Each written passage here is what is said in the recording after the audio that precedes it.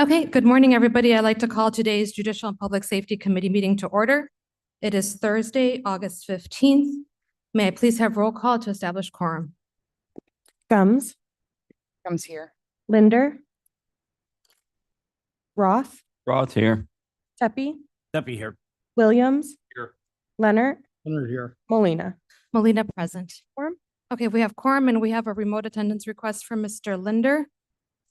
Any objection to allowing him to attend remotely once he's? No problem. Okay, perfect. Next item on the agenda is approval of minutes. I'd like to entertain a motion to, Roth would request we do a unanimous approval for. any objection on the approval of minutes? Hearing and seeing none, we will move on. Public comment agenda. Public comment on agenda are non-agenda items. I don't have anybody signed up to speak. Our monthly financial reports are on file. And Merit Commission. I don't see anybody here from the Merit Commission, so we will move on to KingCom. Good morning. Morning. I'd like to start our July reports with some employee recognition. We celebrated 2 anniversaries from our management team in July. Our radio administrator, Andy Bauman, 12 years with KingCom, over 25 years in the public safety industry. And Deputy Director Sarah Stofa, 5 years with KingCom, but 20 years overall in public safety. We have a number of projects that we are currently working on. I would like to thank the clerk's office for offering us some training space. In July, it's no secret that KingCom has some space challenges, and finding a training space for training our police agencies on our records management project. We were very limited in what our options were. So thank you to the clerk's office for accommodating us for the 3 days that we were training. That project is in the process of going live. We're very excited about it. It will be a version of the sheriff's office record system that we use through Tyler Technologies that we're rolling out to our police agencies. I will be bringing those agreements and a financial portion of that to the committee next month, once I have all the MOUs back from the agencies. But we're thrilled about it. We've been working with IT as well as the sheriff's office for about 1.5 years on this project, and we're in the process of going live. I would also like to share some good news. It looks like we will be receiving a grant from the state of Illinois, originally from the Next Generation 911 grant funding. They've opened that funding for more uses other than just the implementation of Next Generation 911. So exploring on how we can make our operations more efficient, we applied for a grant to integrate our emergency medical dispatch protocols into our computer-aided dispatch system. So what that means is I kind of brought this card set here that we use on every EMS call. And it has a number of instructions on here, everything from allergies and an animal bite to back pain, to something more severe like CPR, or obstructed airway. And we use these protocols, like I said, on every EMS call and line of questioning. And we will be integrating those into our computer-aided dispatch system for efficiency, and we'll be receiving about $100,000 to do so. So that project will go live within the next year and a half, but we're thrilled that we received that funding. Other than that, our priorities remain the same, hiring and training. So I have nothing else to add this month. Thank you, Ms. Guthrie. Any questions for our director? Just Mr. Ross? one question. I noticed calls are up 7802 this year versus 68. So about 100 more. Yes, about 1,000 more calls for service, which is honestly in the summer, very typical. It depends on the type of activity that we have. It's nice weather. Nice weather brings out more activity, as do summer storms. And we've had no shortage of summer storms this year. So with all of our summer storms, I know. With all of our summer storms, we see a lot more activity, which is why I believe our calls for service for the last 6 months, as we measure our trends, we are trending higher than normal. Okay, thank you. Thank you. If you do look at our phone calls are slightly less. So a lot of it is officer initiated activity or activity from our agencies. Sometimes you can get 10 phone calls for one incident, and sometimes you can have, more incidents than phone calls, just depending on how the activity trends. Okay, any other questions for our KingCom director? Okay, hearing and seeing none, we'll move on to emergency management. Good morning. You have our reports. I just want to highlight a few things, and then I have a short slideshow about the tornadoes. I almost forgot they happened. So one of our exciting things that's been going on is our preparedness classes for kids that taught by preparedness specialist Beth Drendel. It estimated that she will have taught about 1,500 kids. It's about a 2-hour disaster preparedness class during this year. We are actively looking for grants for that because it is the kids get a backpack full of like a first aid kit and flashlight and some things. And after all these tornadoes this year, we've gotten a lot of feedback, which we put in the packet, of parents who've reported their kids being much calmer during tornadoes and knowing what to do, instructing siblings how to make their own kits. And it's been really a positive thing. It's just they're expensive. And so we're looking for grants to try to, as this grows, to try to offset some of the costs. Beth did get invited to do a interview on WGN radio. And so it's gotten a lot more coverage because of that. Overall, our office volunteers have put in about 9,000 hours through the end of July. Compare that last year, fiscal year, we did 11,000 for the entire year. So we're probably on pace for somewhere around 13,000 or so. So a lot of great stuff that they've been doing. On a less happy note, we lost our planning specialist last month. He left for a higher paying job with Cook County. But we have gotten 26 applicants and we're in the middle of interviewing 6. In fact, I have one more this afternoon, and then hopefully we'll be filling that in the next month or so once we get through all that. So, Blair, can you go to I want to go back to the preparedness. There's a picture with all the kids making faces. It's the last page of our packet. It's about 20 down from the beginning. There it is. I just wanted to highlight that. So as the summer wrapped up, Beth taught these classes to Girl Scout camps at Camp Dean. And this was one of them. We're just getting such incredible public interest from it that we're really excited about. And I just wanted to share that part. So with that, I'm ready to start the presentation.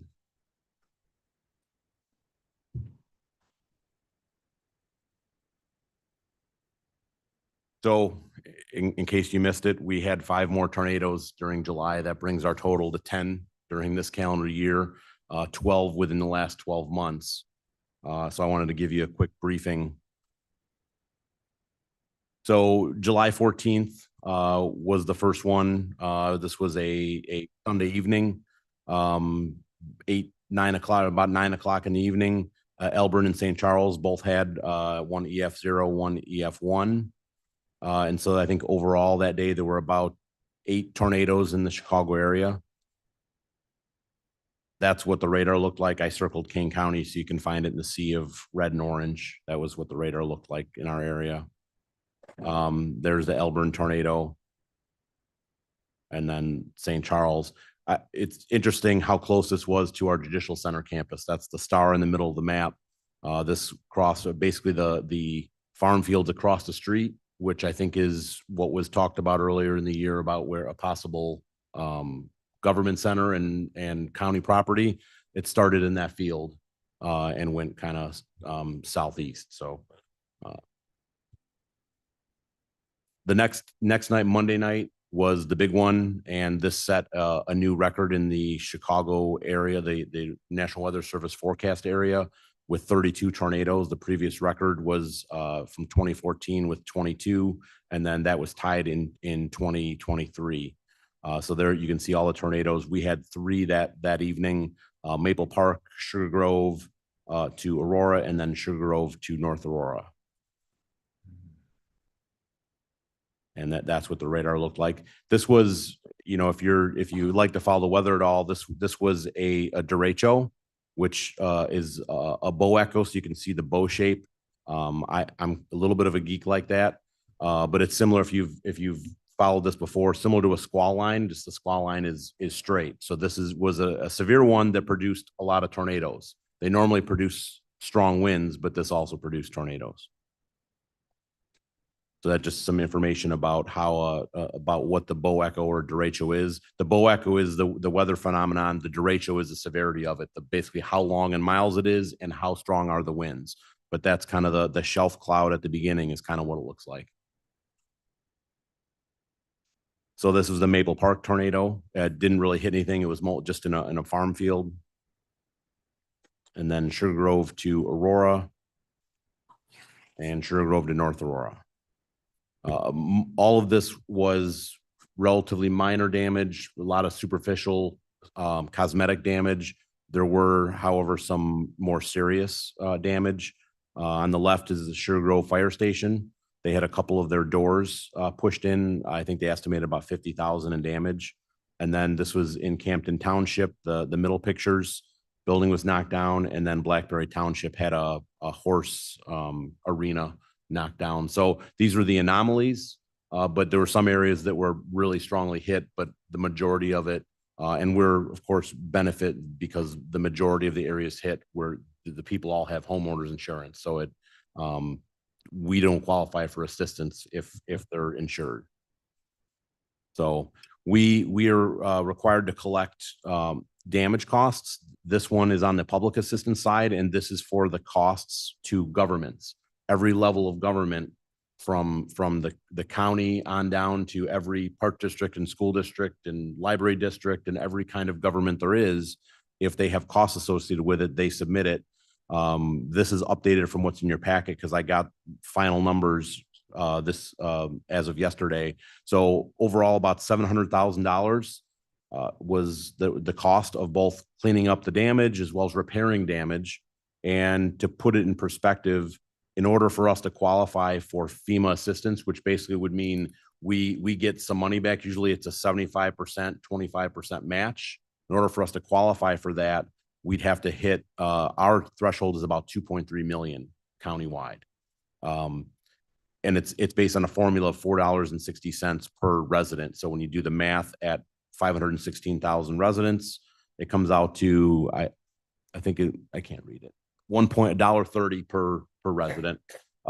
So what we're really working on is trying to be better at finding these local, because we put out emails and we contacted, the clerk's office has emails of every elected official and every government organization, and we sent emails, but we didn't get a lot back. So we're trying to do education for them in advance so that they know how this works, and so that if there is more damage, especially if we get a more serious tornado, we can do more to collect that information going forward. So, and this is just a summary of what we had so far this year. I underlined what this year so far seems to be the tornado capitals of Kane County, of Elburn and Sugar Grove. They have 3 each. No one else on the list has more than 1. So it's all a bunch of luck or bad luck, but that's what we've had so far this year, and that's the end of my presentation. Okay, any questions for Director? Mr. Tepe? Yeah, Madam Chair, I don't have a question. I just wanted to make a comment. In the community I live in on the west side of Elgin, a little bit over a year ago, we had a tornado that hit my particular community as well as some others around us. If your home is damaged, because of all of the delays that it takes when you're dealing with insurance companies, it can easily take 9 to 12 months to get things done. And it's a real challenge to people. So the one shining star was emergency management. They were fine with all of the other groups that supported them in the initial aspect of things. But boy, it's the aftermath of dealing with insurance companies and contractors that really disrupts people's lives. And as I say, it can easily take 6, 9, even 12 months to get things done. So just want to make that comment. I'll add, so of the 12 tornadoes in the last 12 months, those are still the most severe in that span, because I don't think we've had anything with the amount of damage and the amount of people out of their homes and stuff like that. So, I mean, at the end of the day, we're lucky that they're EF 0s and 1s, but it's still a big deal when those people are hit. Even superficial damage is still a big deal to them. Mr. Roth and then Ms. Gumbs. So over year to year, then this is our largest in a long time, would you say, or? by far. mean- And I don't know that we have great records. Mostly it's institutional knowledge. Right. And I asked around, and Deb Dortmund, who has been with the county about 33 years, by her recollection, she thought the last tornado in Kane County was 2009, prior to 23. Okay. There might have been some in there, but definitely nothing like 10 in a year. Yeah. Are we going to start tracking? Because Yes. part of climate change is we're going to get more severe weather here. Yes, we're definitely keeping track of that, and we're trying to go back. I mean, we have some records. This is not necessarily a stat, but we are definitely keeping track, because the things that we are hearing is that the kind of tornado alley is shifting north a little bit, and I'm not well versed enough in climate change or that stuff, if what it's caused by, and that's not my function. My function is just to respond to them, and we've never had anything like this, I believe. And prior to my time with the counties, you know, I spent 27 years in North Aurora, and in that whole time, I don't think we had a single tornado in that whole time in North Aurora, and now they've had one. So it's definitely a high number, and I'm expecting more. I don't have a reason to say next year we'll have none. I'm expecting more until we don't. I mean, the alley used to be Plainfield, so it is shifting north. And Ms. Combs? Mother Nature's throwing gutter balls. I just have a quick question. Do we have any like internal training that you guys are working on or thinking about doing? Because we have 1,300 people that, you know, essentially work for us. So, I mean, it just popped into my brain. So Yes. I think that and training. There's been some interest and doing some, because a project that we worked on that is emergency plans for our buildings, basically for staff, what to do in all various kinds of emergencies. And I think that's between us and building management, looking at getting some flip cards or things that are going to go in the offices that are going to be quick reference.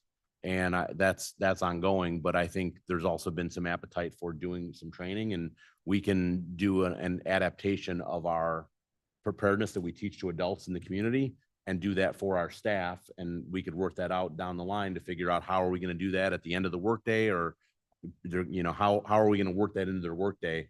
But it's something we're looking at, and we're also looking at doing some open house time to invite staff, like say on their lunch hour, to come through our office and see, because I've found a lot of the staff doesn't even know where the EOC is, and even many more haven't been there, and even some that may need to go there didn't know where it was. So we're gonna try to build more of those bridges and invite some people. We've had some interest. I have the clerk's office coming next week because they're interested in working with us for elections, so that we're monitoring what's going on just in case there is a problem. And my I guess attitude is, if there's any bad thing that could happen, if we're sitting there monitoring it and we're better prepared to react to it, versus if we're not, then it takes more time to get there and respond. So we may work something like that out with the clerk's office during those kinds of events. Thank you. And just to follow up, you know, you highlighted something that's huge. In my last event that I was at, you're not just weather. And people think that all the time. It's not just weather, it's hazmat situations, it's major, you know, disruption, public events, all those things. And that's you. So I'm super proud of the path we're taking. And I think we need to understand that it's not just weather. Yeah, weather is the common thing, and it's the thing we do the most, but there's a lot of other stuff out there. I think the good thing is weather is the thing that is kind of sharpening our knife, if you want to say. And because it's happening a lot, it's giving us a chance to hone what we're doing and refine things and making us better prepared for whatever the next emergency is. So we are definitely working on climbing the mountain and getting us to where we need to be. Thank you. Okay, any other questions? Okay, we will move on. The sheriff's report is on file. I don't see the sheriff online. So we will move on to our coroner. Coroner Russell, good morning. Good morning, everyone. Our report is on file as well. Just wanted to highlight a couple of initiatives that we're doing besides every day, obviously taking our calls, and they never stop. But the first thing is I wanted to talk about is, you know, we have been able to, there's a couple different top preventable forms of death. The number one is the opioids addiction and the deaths that are involved with that. So one of the things that we've been doing, we've been doing it for years, but we've really ramped up this initiative with Narcan, trying to get Narcan out everywhere. The stuff it's amazing how it saves lives. We've partnered with the health department in that we have been able to distribute approximately 500 boxes across the county.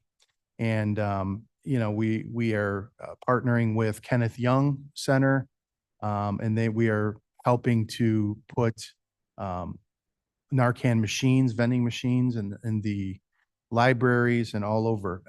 Couple things about Narcan that not everybody knows. Number one is if you are not having an opioid issue and someone administers Narcan to you, it will not hurt you.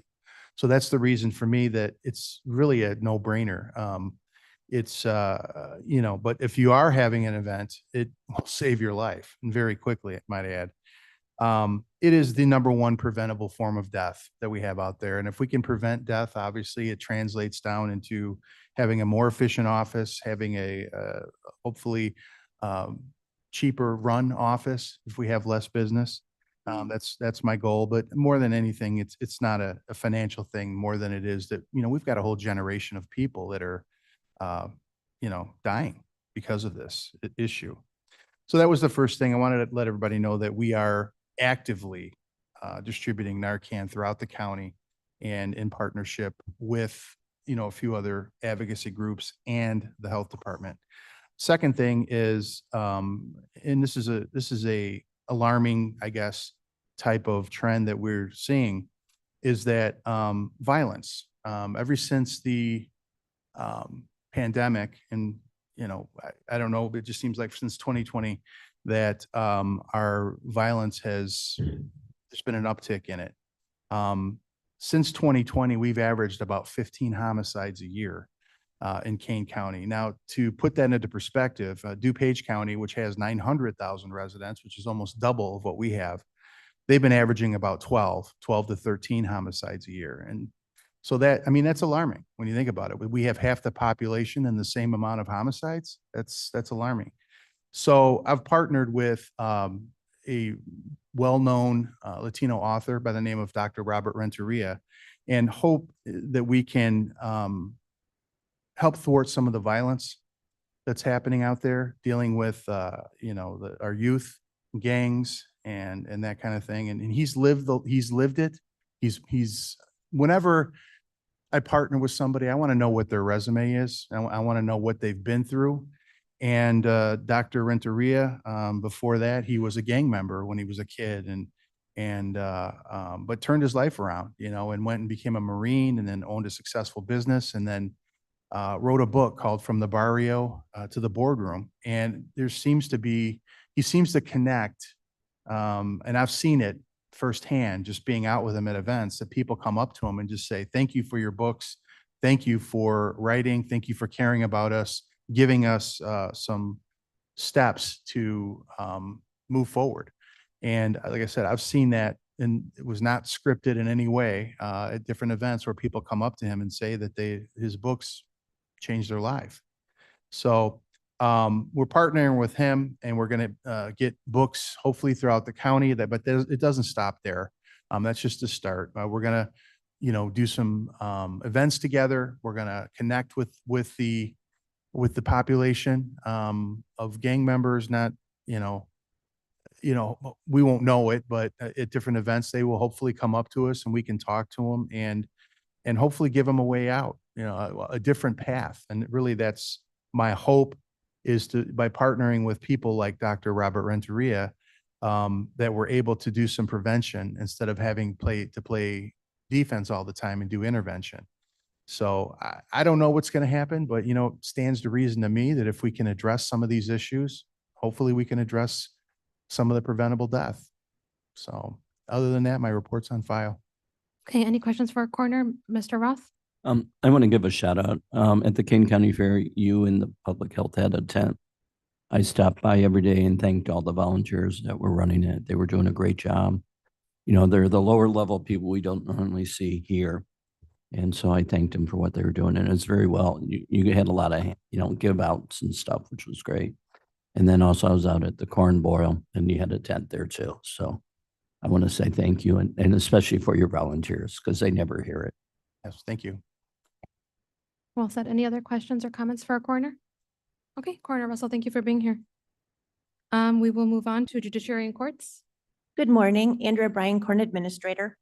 I would like to let you know, and Chief Judge Villa apologizes that he couldn't be present on Monday at the Finance Committee meeting. And also today, he has been all week in Arizona, working and being with his father, who's been in poor health. Unfortunately, we got word yesterday that he passed away.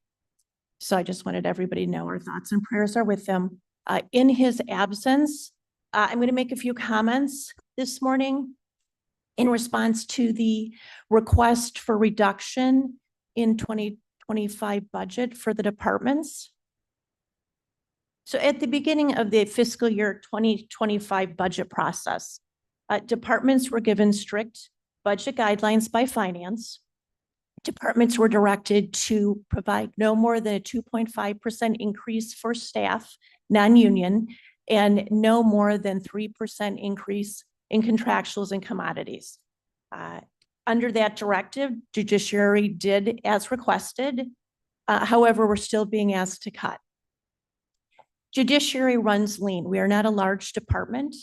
We have no extra or unneeded positions. And in fact, we have consolidated positions in an effort to streamline operations.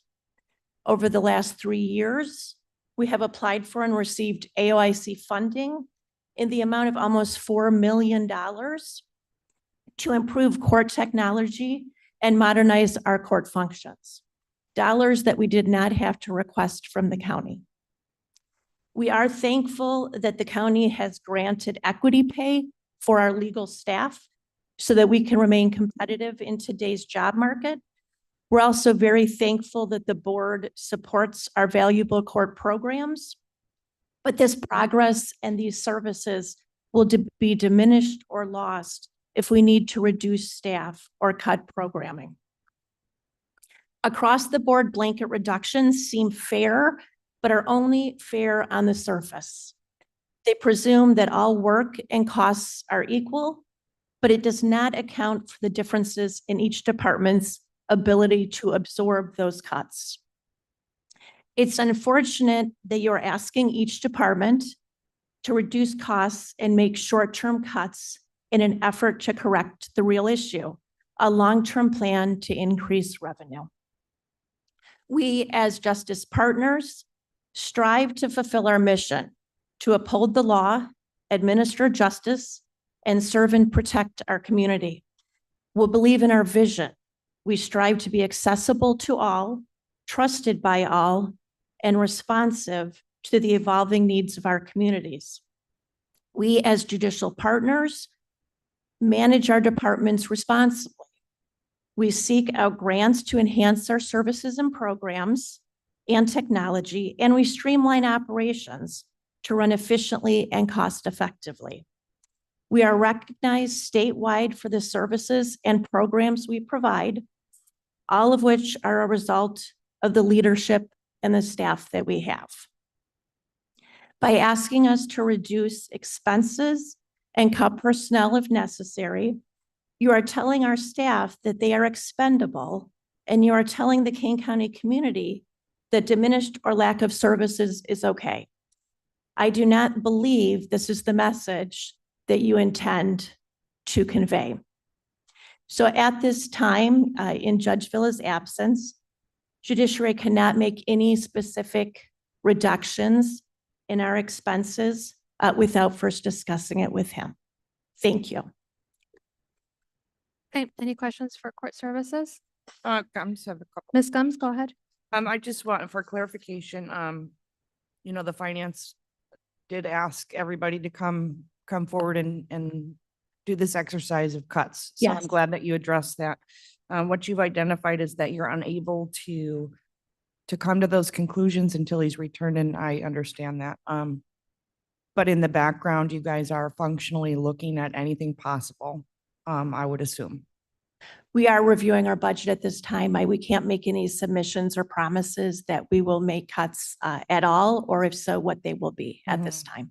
And just from my perspective, I hope our staff understands, just from my perspective alone, when I think of cuts, I'm definitely not thinking of human beings, but if you could just address what it might look like in a real scenario, like, just use a scenario where if we cut your budget, how that's going to affect the people in my district. Well, if for judiciary, if we cut our budget and if it hits personnel, we are not being able to have bailiffs in the courtroom for all our courtrooms. The judges rely on them to keep order. We would have to cut staff. It could be potentially jury commissioners. It could be other individuals who coordinate interpreter services, all of which we are required by statute to have. So it would impact us greatly in how we function as a whole. Thank you. And I'd like to respect our committee process and our committee flow. I know the majority of these cuts were requested from Judicial and Public Safety. This directive came from our finance department, our finance committee, who are the ones who are supposed to submit a budget to us. So I know the majority of our Judicial and Public Safety partners are the ones asked, and I know you're going to let us know your feelings, but I request, and I'm sure you're going to be present at Monday's meeting to provide the stats and to provide information that Ms. Gumbs and probably all of us were going to be asking exactly what it would look like if our mandated services that were required by law to perform as judiciary, if those services were to be cut. So I think you're all on the same page that that's something that we need to bring forward to the Monday meeting for finance and explain to the finance committee exactly what services are mandated and what's required by us by law and what we have left to cut and what we don't. So, Ms. Gumbs, go ahead. Great point. Just for clarity though, I do believe Mr. Leonard is on the finance committee. So if I could ask a question, because I think that the charge was that they would come to their host committees and explain and then go back on Monday as well. Is that? No, I don't believe yet because a lot of host committees haven't met with them yet. So I think the charge right now is go to Monday's finance committee, discuss it there, and then finance is going to make a decision, which then would be brought to the host committees. Am I correct, Mr. Leonard? Yes, madam. Sure, you're basically correct on that. The charge from the last finance committee meeting was that the financial director, Ms. Hopkinson, would contact all the departments and elected officials, requesting them to consider up to a 4.8% decrease in their budget, and then to come back by this Friday, tomorrow, with their findings. And then on Monday, we will discuss that and decide what direction, if any, we can go in. Yes, that we did. The departments did receive that email. They asked that we have our comments or our reductions submitted tomorrow for discussion on Monday. And I believe we all, justice managers, we have talked and communicated with each other. And I think we're trying to share, since this is our home committee, just some comments. Since we feel, we come and report to you every month. That this is an appropriate place to at least share some of the comments.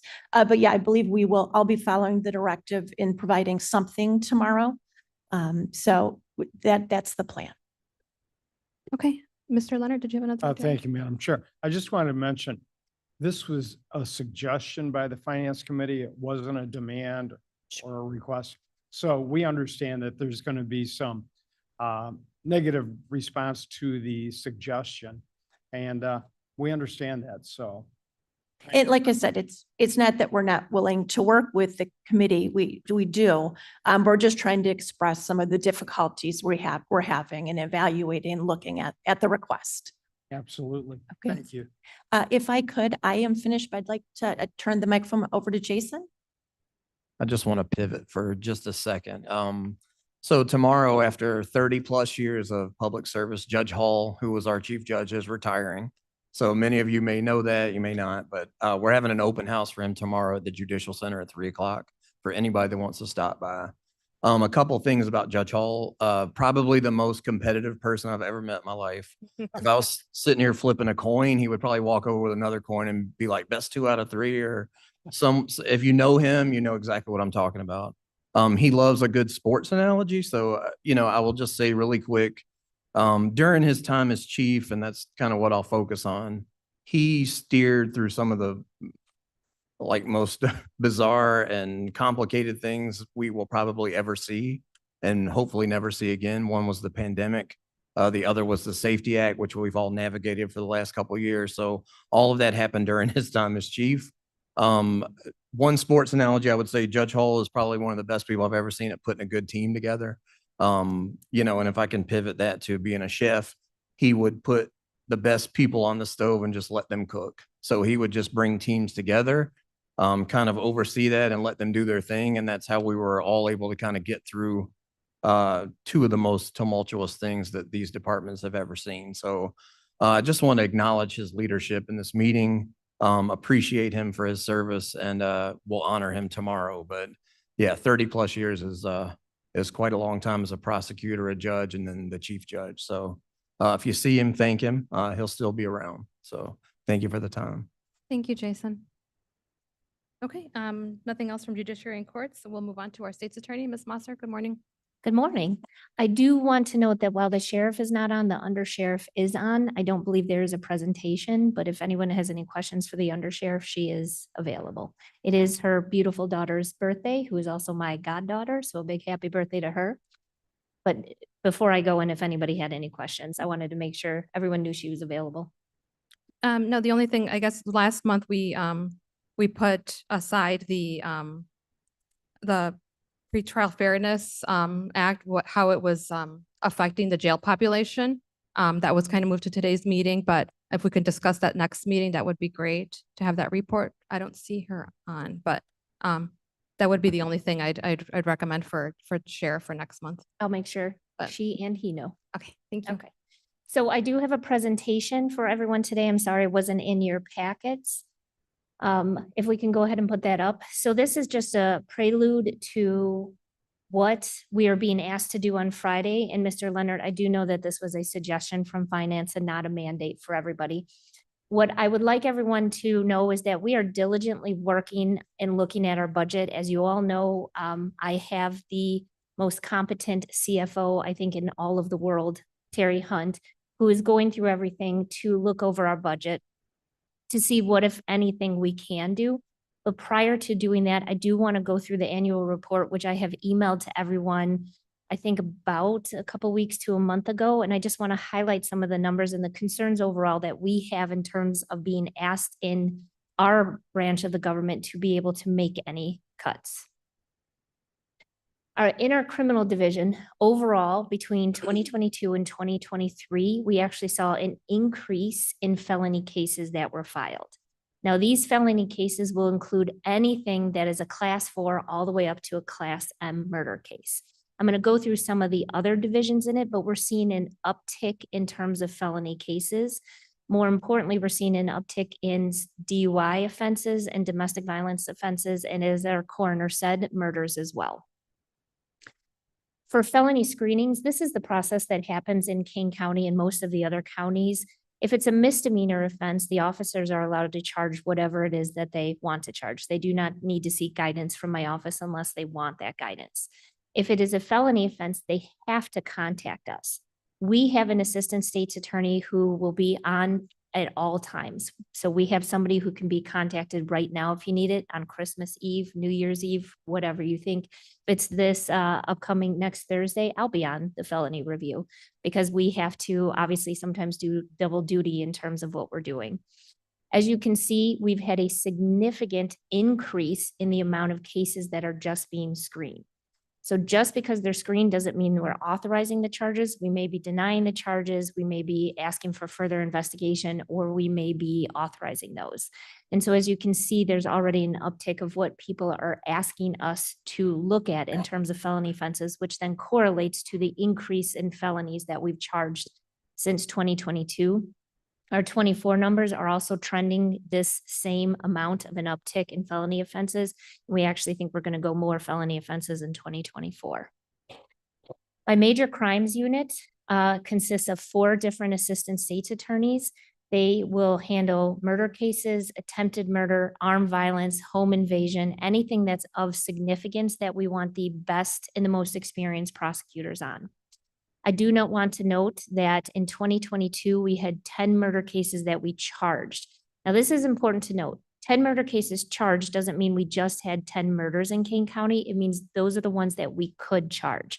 So as Coroner Russell said, we have had an uptick in the violent homicides, or all homicides are violent, in the homicides that we've had. These are the ones they were able to charge in 22. And then we had an additional 4 cases that we charged in 23. So 14 total in 23. While we resolved 8 murder cases in 2022, we resolved 6 in 23. It means they still have those files with them. And a murder case takes anywhere between 3 to 4 years before it actually goes to trial. When I took office in 2020, the first homicide that we had was a domestic strangulation case that happened in December of 2020 that just went to trial in March of this year. So these cases take a long time because there's thousands of pieces of discovery. There's a lot of work that goes into it. There's a lot of work that we have to do to get this ready for trial before we're able to do that.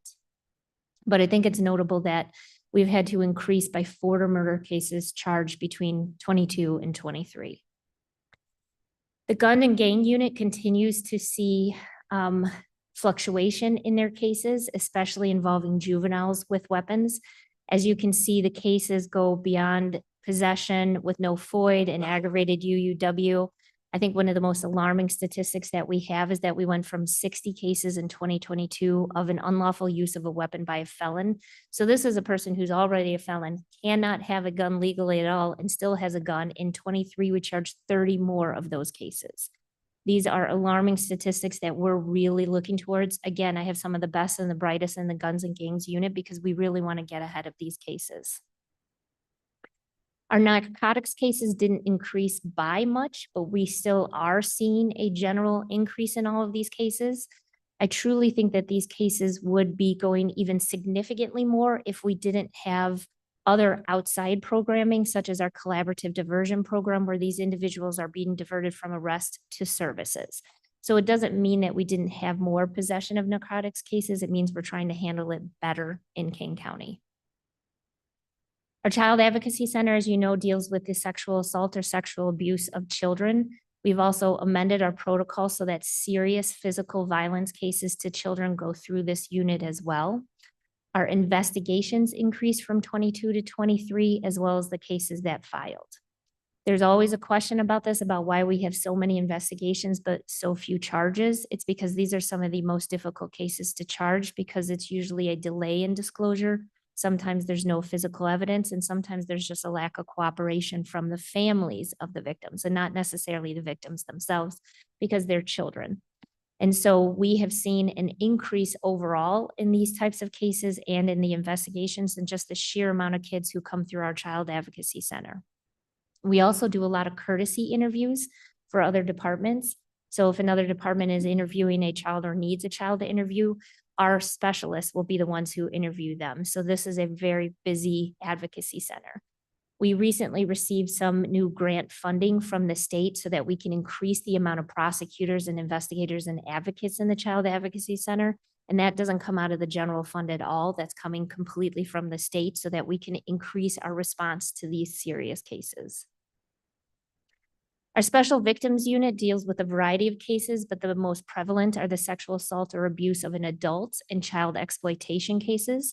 The child exploitation cases are the child pornography cases. So this is the possession, reproduction, dissemination of child pornography.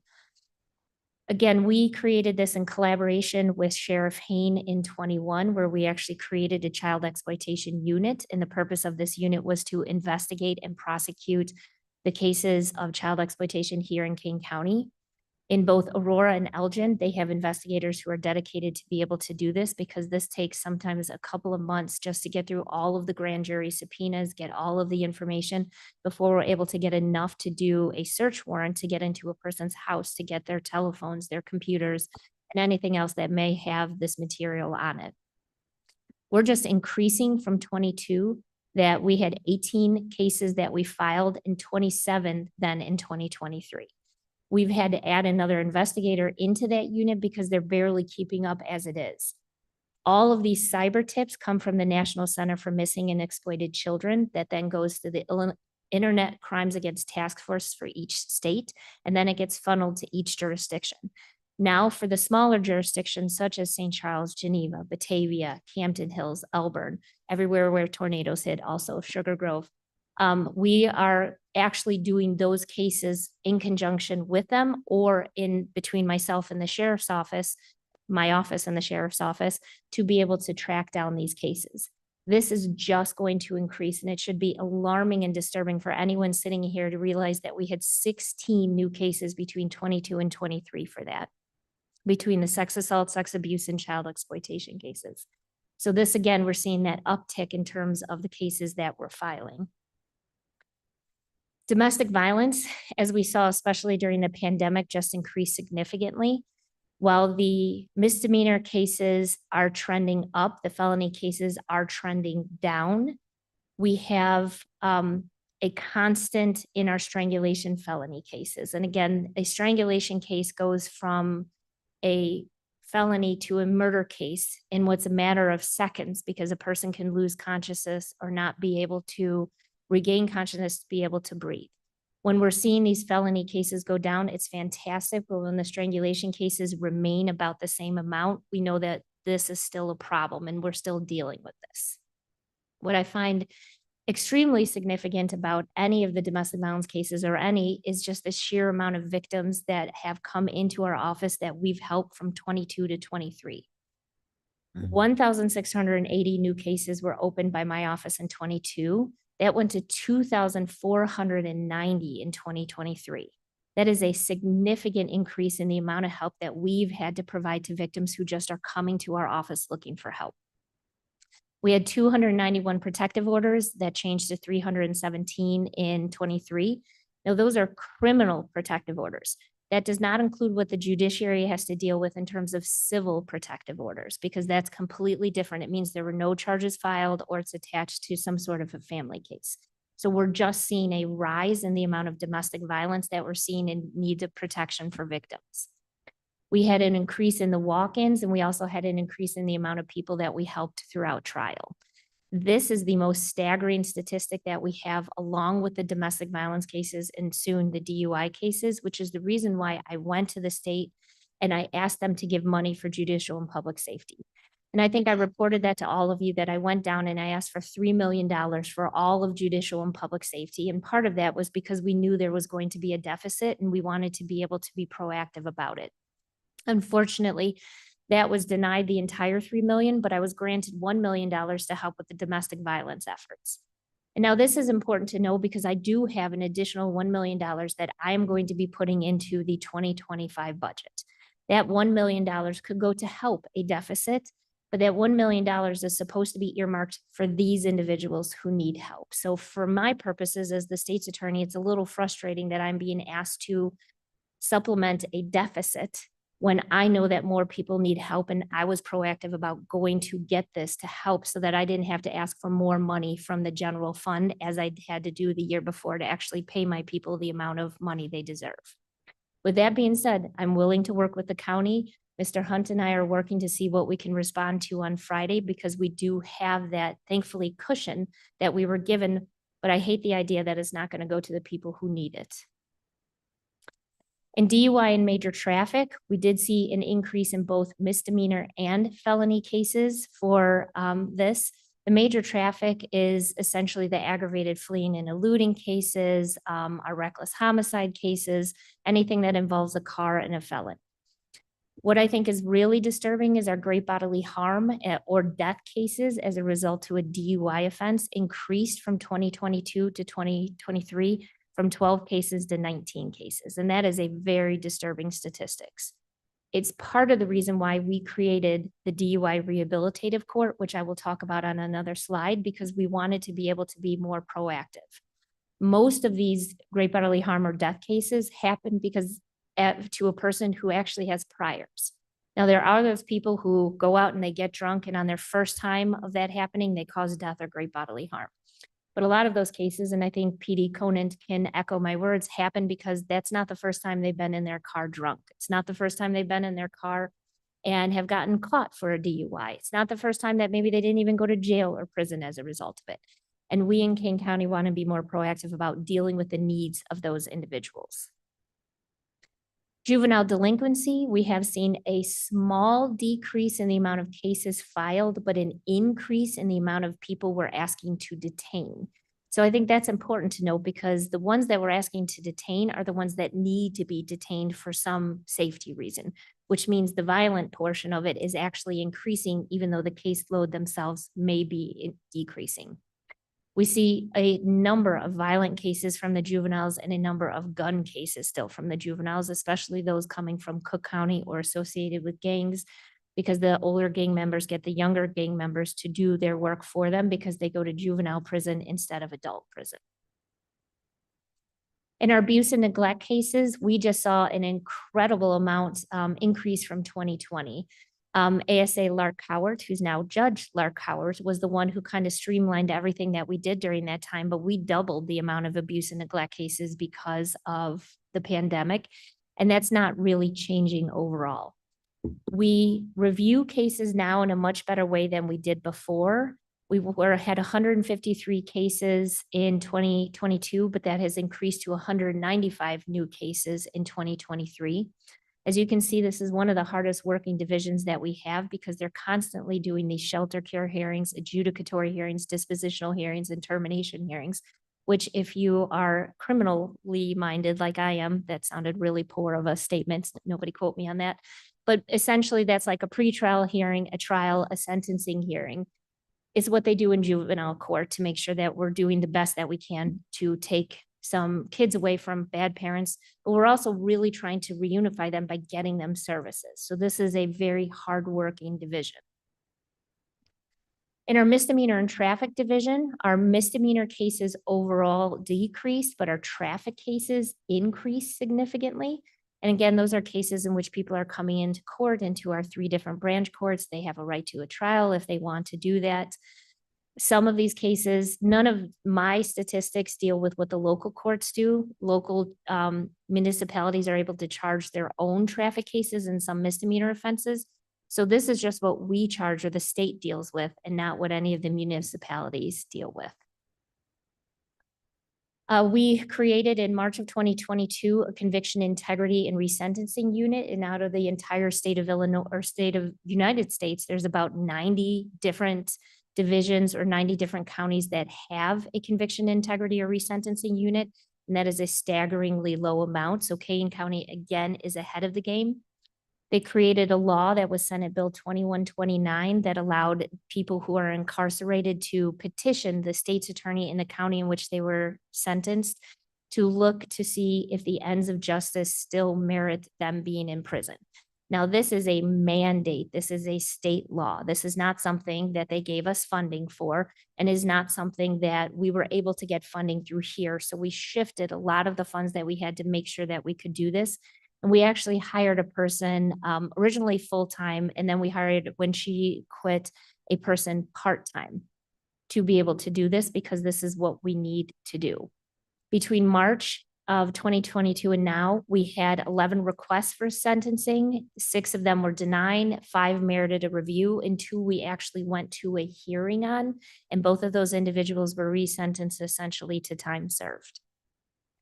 So again, this is something that we see growing. Right now, that is a position that's available in my office because we need to hire another part-time person to look at it. So we're kind of absorbing the work right now. We also have a post-conviction unit. This is different than the resentencing unit, and this is different from appeals. As you all know, the appellate prosecutors are the ones that deal with the appeals for us. We pay them $59,000 a year to deal with our appeals. A post-conviction unit comes in to deal with any type of post-conviction petitions that come in. And usually those are trying to challenge the sufficiency of the evidence, or there is new evidence, or something was wrong with the law. It's much different than the appeal process. These are very, very paperwork intensive cases, a lot of research that happens, and the unit handles about 50 cases per year in being able to deal with this. I think if Judge Hull were here, he would explain how much better these cases have been handled since we've had my ASAs who are in charge of it, and Ms. Conant's public defenders who are also dealing with the cases, because we used to have a lot of those, and now we've dwindled that down significantly, and we have a much better process in place. Our specialty courts obviously are very important because these are the way that we deal with the highest risk and highest need individuals. As you can see, these numbers are only continuing to grow, especially for the drug rehabilitative court. I have taken the position in my office that if somebody is eligible for this, then they are to go for the application process. I no longer allow prosecutors to say, well, because of this one fact, I don't want them to go. Now, we can use that at some point to say that maybe if they're not eligible, or maybe if they are eligible, but we don't think appropriate for it, then they don't do it. But I've made the point that if they are high risk, high need, if we can get them to help, we're going to send them to it. And those numbers are continuing to grow. As you know, this past year, we created DUI Rehabilitative Court, which makes Kane County the only county in the state of Illinois that has 4 specialty courts, which again is huge. The DUI Rehabilitative Court helps people with alcohol issues who commit DUIs. If you had a DUI offense related to drugs, you could go to drug rehabilitative court. If you had a DUI related to alcohol, you could not. Because the way drug rehabilitative court helps with drug addiction, which is wildly different than alcohol addiction. And statistically, and based on the best practices, we knew we could not put DUI offenders with alcohol in a drug rehabilitative court because it would actually possibly make them worse. And so as a result of that, we were very proactive and created a new rehabilitative court, and again, absorbed all of that in our current staffing levels that we have. In addition to that, we deal with all mental health petitions that are filed in Kane County. This is a huge increase in both the involuntary admission petitions as well as the involuntary medication petitions. We know that the mental health crisis is just continuing. And as a result of that, you see more people who are being applied for to be forced medication or to be forced hospitalization. This is something that we are just going to continue to see a rise for overall, but for us being ready and prepared to do this, there are a lot of people who would not get any services. Our whole process in 2021 was under investigation or looked at by DHS because there was a delay in people getting services in Kane County, and we've all but eradicated that because of the amount of work that we've done between my office as well as Ms. Conant's office. The Child Support Division, we almost doubled the amount that we were able to collect for families here in Kane County. So we actually help people who come in who need financial support from the other parent in the situation. And when you go in unrepresented, you may not be able to be successful. We have attorneys for attorneys and many paralegals who go in to help these individuals. As you can see, for almost less children and less families, we actually were able to get more money for people overall, which just means less burden on state resources because now they're getting the funding from the other parent. Deferred prosecution just continues to rise. We have many, many deferred prosecution. We have it for felonies, for misdemeanors, for alcohol or drug-related offenses. We have it for domestic violence, and we have a first-time weapons offender program. And rather than go through all of those, you have my end of the year report. You just have to understand that the amount of people going into these programs is just increasing as we continue to see crime go up. And we also continue to see that the majority of the crime that happens is because of mental health, untreated substance use disorder, or a lack of resources. This is the best way to get people help and to get them out of our system, which is why I have vastly expanded our deferred prosecution program. We now have a person who evaluates these cases after their first appearance in court to see what they're best eligible for. If they're low level, low risk, they go into deferred prosecution. They're moderate level, moderate risk, we're trying to put them in collaborative diversion. If they're high risk, high need, we're trying to put them into specialty courts. And hopefully Ms. Conan can echo that we are doing our best to put those people in those programs and not prolong their time through the criminal justice system. Collaborative diversion, which used to be known as pre-arrest diversion, is mostly grant funded. This is another unfunded mandate from the Safety Act. The Safety Act mandates deflection programs to be done by police departments and by state's attorney's offices. This is a choice that I made to bring in, but it is consistent with what we have to do under the law. We are doing very well in terms of helping people and helping people with the needs that they have. As you can see, our referrals are going up. Our new cases that we're opening up are about the same. And we have seen a decrease in the amount of subsequent arrests that people have had. So if we have 57 new cases going in 2022 and only 5 people have subsequent arrests, we're doing exactly what we want to do. In 2023, if we had 58 people and only 8 of those individuals had subsequent arrests, then this is exactly what we want to do because it decreases the burden on our police departments, on our community, and on our resources. You all know the civil division, so I really don't need to explain it to the people who are here on this board. You see them every day. You see them all the time. You send emails, you send phone calls. I know that they call people off hours. I know that they respond as quickly as possible. I know you get late night emails. The civil division continues to do the best work that we can here in King County. What you don't see sometimes is how much they are in court actually litigating on behalf of this county.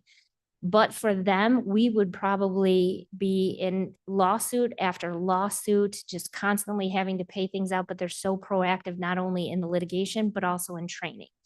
I know that ASA Caitlin Vargas is trying to provide FOIA training to every single person so that we know exactly what to do, how to respond to it, how to respond to OMA, how to fall within this, because we like to be proactive in protecting every single one of our clients, not just reactive and waiting for some sort of lawsuit to come out. So just remember, when you see a member of the civil division, thank a member of the civil division because they really are the unsung heroes. There are other divisions that I'm not really going to go through. The biggest one is our pretrial fairness court. That is something that we've had to do that you all know is an unfunded mandate, but you funded it for us. So now we have prosecutors that are in court all day long dealing with these condition of release hearings, these detention hearings. That we're doing this on the weekend as well and on every holiday.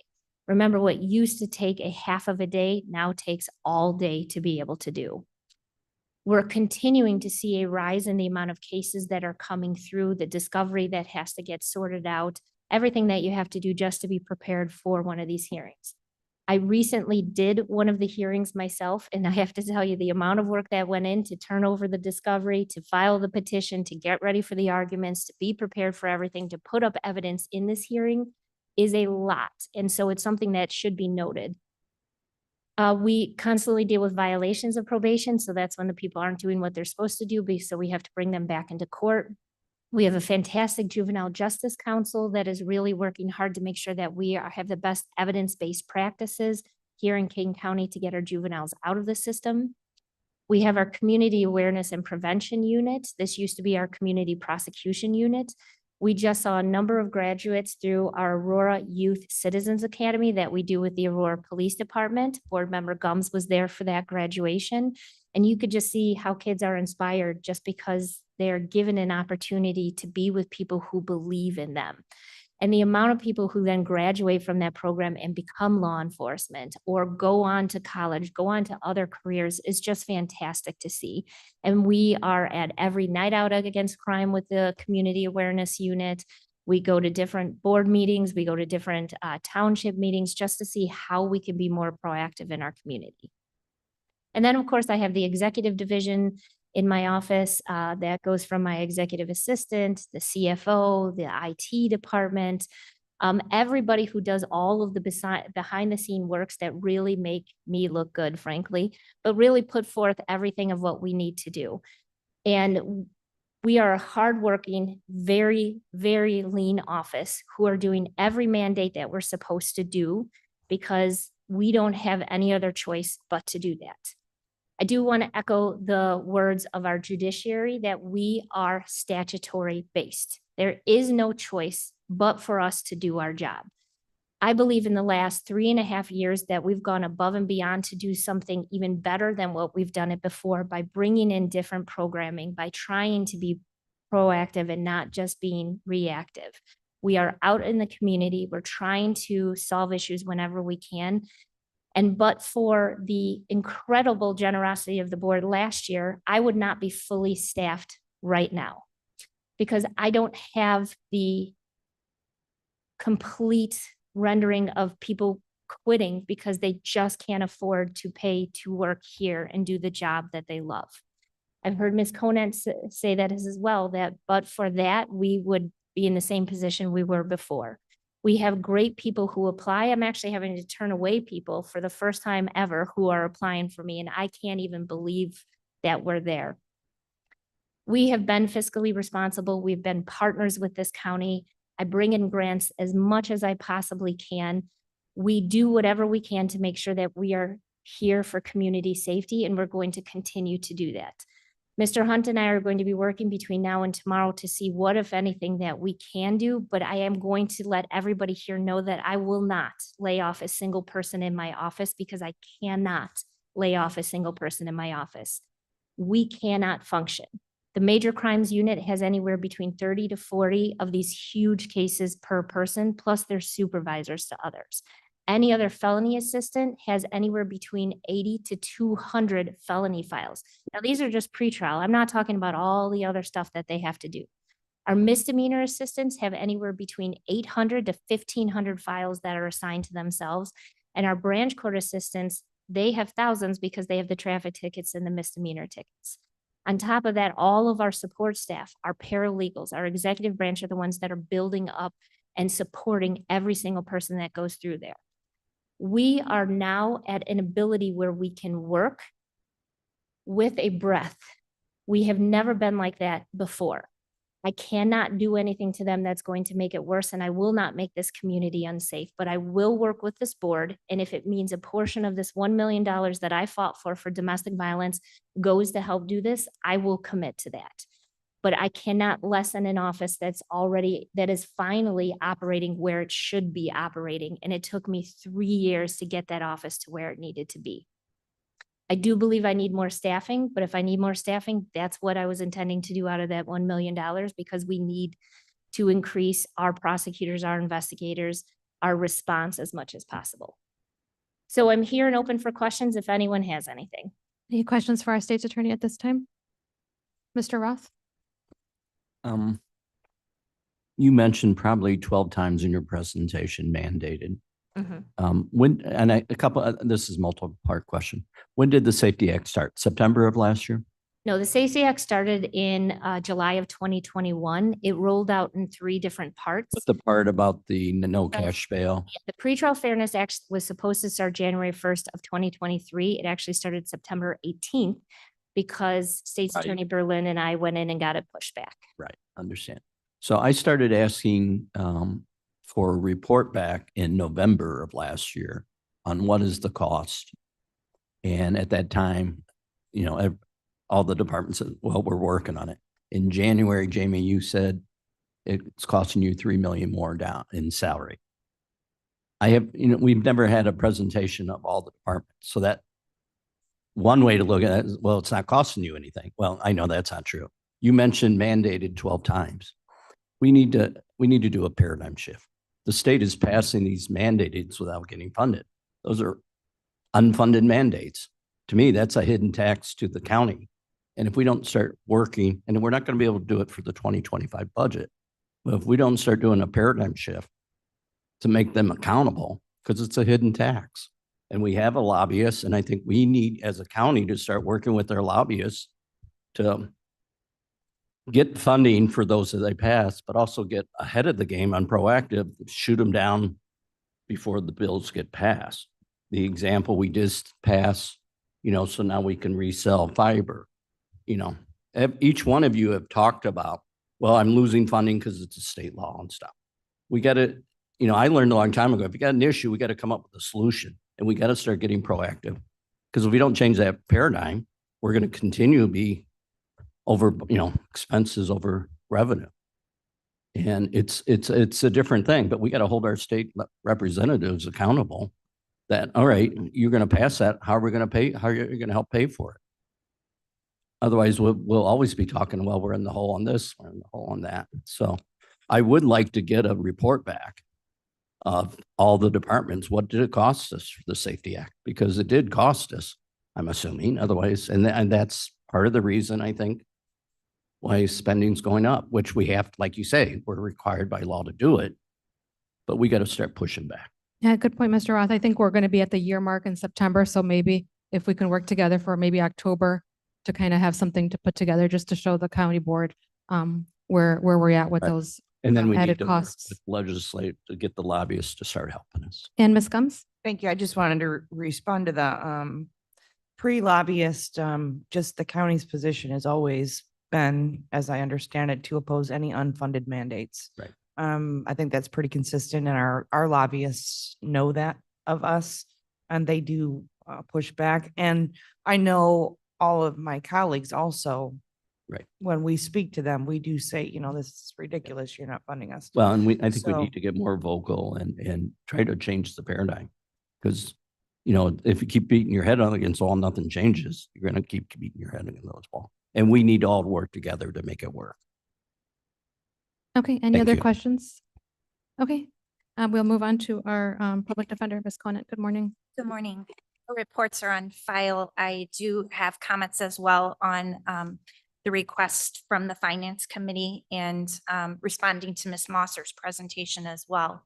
As I indicated in my budget presentation last month, our office will be fully staffed in September for the first time in 2 years. We have been able to do that because this board recognized the need for comparable and equitable pay. That, as Ms. Mosser has indicated, has made a world of difference. For the first time, I'm going to echo her sentiments. We can breathe a little. We can focus on plans that we had that we were not able to carry out because myself and supervisors were covering court calls that we didn't have attorneys for. So that has made a difference. In our office, morale is up as attorneys now know they can afford to remain in the profession that they have chosen, the profession that they love. Experienced attorneys are a premium, and I think Ms. Mosser would agree with that as well. We spend many hours and much time training attorneys, so it is important that we are able to retain these attorneys. That makes a difference. It makes a difference because we are mandated. We are mandated as public defenders by the U.S. Constitution to provide the right to counsel. Under the state of Illinois, we are mandated through such acts as the Safety Act and the Pretrial Fairness Act to provide the right to counsel on a daily basis in hearings throughout the courthouse. Ms. Mosser talked about the pretrial fairness hearings and that she just completed one herself and the amount of time that it took to get the discovery. These hearings are not things that we know about in advance. We come in each day, we get a list from the state's attorney of who is going to be up that day for conditions hearings and who is going to be up for detention hearings. Some of those hearings are moved from courtroom 005 up to the trial courtrooms. So then trial attorneys are taking over those hearings. That is on top of what they already have to do for their daily court calls. So they are preparing these hearings without notice and completing their court calls. So we need trained, experienced attorneys to effectively represent our clients as the Constitution has mandated. As I spoke on Monday, there are 53 employees in our office, 41 of which are attorneys who staff the courtrooms, who step up each time the court appoints our office. We take those appointments seriously and we give our all to each of our clients. We staff the courtrooms with the number of attorneys we can. We're not flush with attorneys. We do not have extra people sitting around ready to take on extra work. The Pretrial Fairness Act and the Safety Act have not decreased our workload, but have not decreased our caseload, but have increased our workload. Yet we still have the appointments and work within the means that we have. With the funding that the board gave us for additional positions, we were able to restructure a little bit. We added a fourth attorney to our domestic battery courtroom. As Ms. Mosser pointed out, domestic battery cases continue to increase. We needed to be able to give some relief to those attorneys in that courtroom. So we added an attorney there. The coroner and Ms. Mosser talked about murder cases being up. That trickles down. I have commented before to this board that we currently have 26 open murder cases in our office. Those are handled by experienced attorneys. They take time to complete. You don't get a murder case in 2023 and close the murder case in 2023. That carries over to the next year, and it is added on to all the new ones you get appointed to in 2024. Ms. Mosser talked about the DUI rehabilitative court and all of the diversion programs that her office offers. We are extremely proud of that in our office. We want for our clients to be able to have a second chance, to be able to participate in programs such as diversion programs and DUI rehabilitative court. The success of DUI rehabilitative court has begun conversations of increasing that courtroom, adding the number of participants that can come in. We are fully behind that. But what that means is that we have to reallocate staff to cover that, because as in that courtroom, as in every other, they have the right to counsel. So we have to sit down and look at reallocating resources to be able to provide that additional aspect to the clients that we have. The 41 attorneys are the majority of my budget. Large cuts would undoubtedly mean that I would have to look at cutting some of these attorneys. I don't have finance people, media people, or IT people. I have attorneys that make up the majority of my budget. These attorneys carry out the mandates, and without them, we cannot assure effective and efficient resolution of cases. We cannot assure that we are carrying out our mandates. What I have talked about a little bit, and what I think that you will hear from others, is that if any one of our offices makes cuts of staff, that impacts the judicial system as a whole. If I am forced to cut attorneys, that means that cases do not close as quickly and as efficiently as they would if we were fully staffed. It means that state's attorneys' caseloads go up because we can't close our cases. It means that people are held longer in the jail and increased workload for the sheriff and his department. It means that court dockets are increased on a daily basis, which impacts court services and which impacts the judiciary. The trickle effect of one department cutting staff impacts the system as a whole. It impacts the mandates that each of our departments are required to carry out. I have followed the fiscal year 25 guidelines. I have worked to be a responsible fiscal partner. I am looking at my budget to see where these cuts could be made. But the reality is my budget is mainly salary and wages. It is the attorneys that I have in the courtrooms. I will be speaking to the chief judge about this and will be responding to Ms. Hopkins, but I thank you for the time to let me explain here as well. Thank you, Ms. Conant. Any questions for our public defender? Okay, thank you for being here. We will move on to court services. Ms. Ost, good morning. Good morning. Before I do have two resolutions on the agenda this morning, but before I get to that, I do want to address the issue of potential cuts. I also want for a minute to address the issue of communication with the county board. We went to the meeting on Monday on our own initiative. We were not invited to that meeting. There was no space for us on that agenda at that meeting. We gave public comments. We had to look to see that there was an agenda. And then we went online and signed up as public speakers in order to make a presentation to that committee. We have never been informed of the contemplated cuts or what actions that the county is looking to take.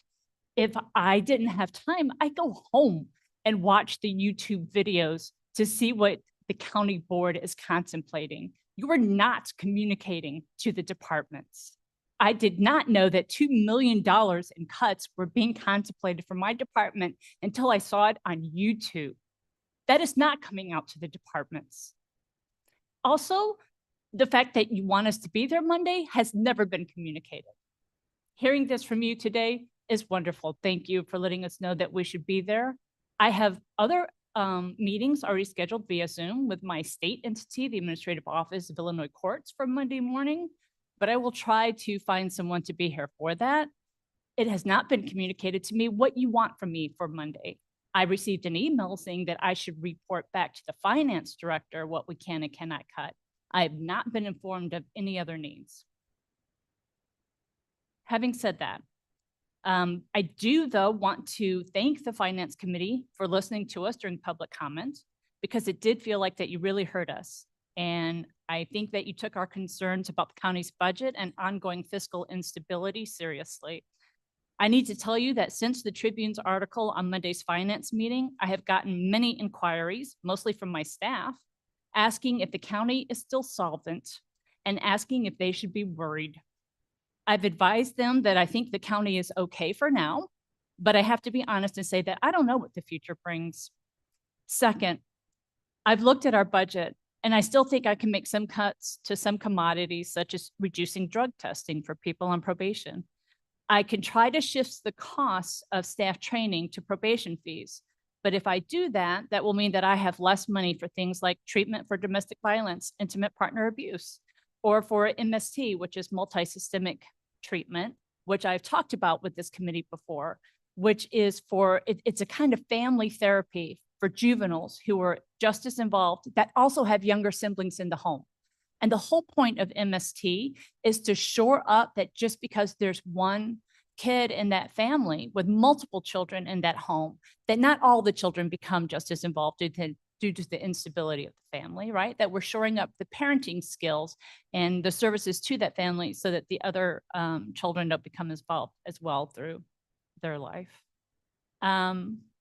We tried to create the home stability for the juvenile offenders and their younger siblings.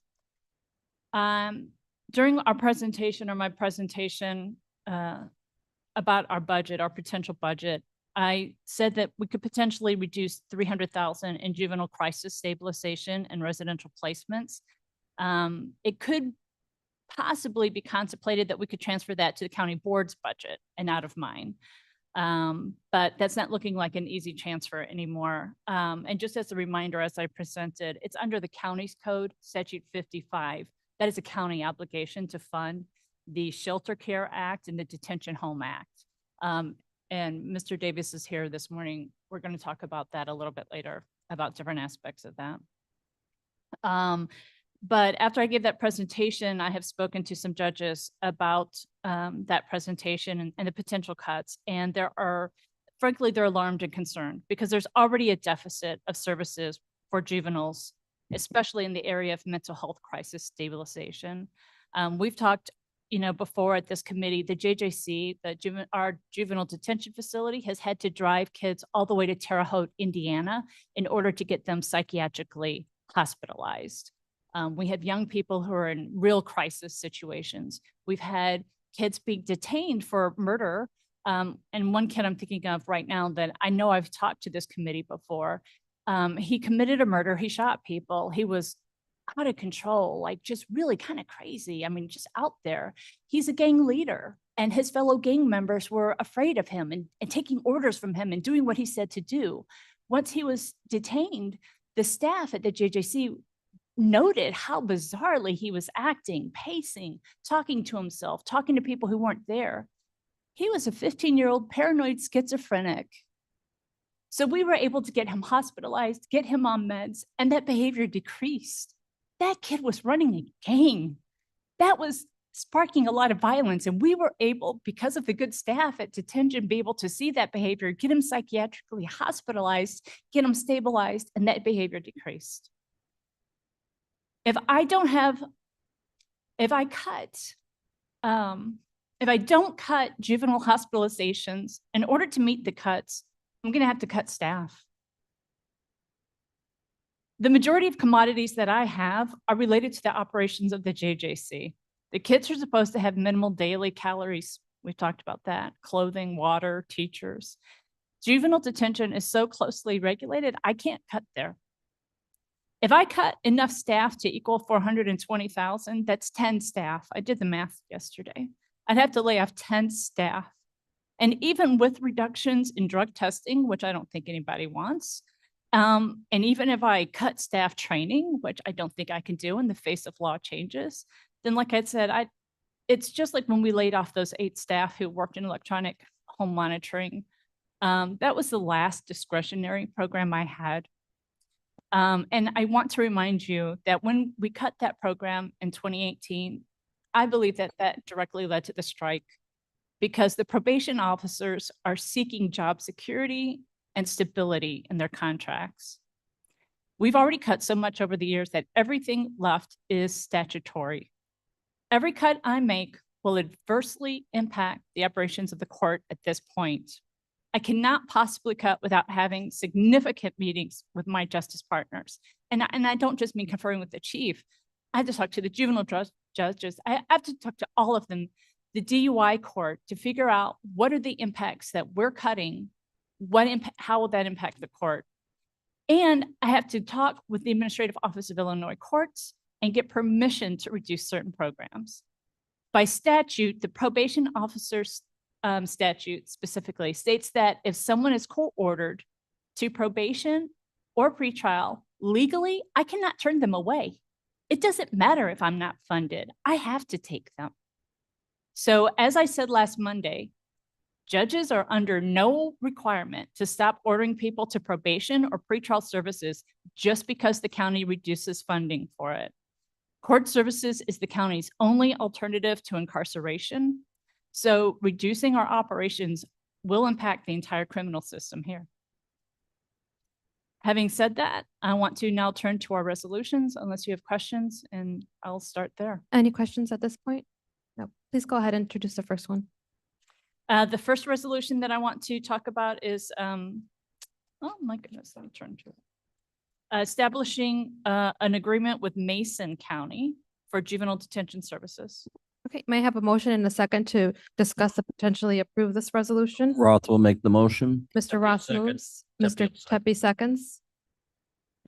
Thank you. So a few things I want to say about that as well. So it's been in the news, right?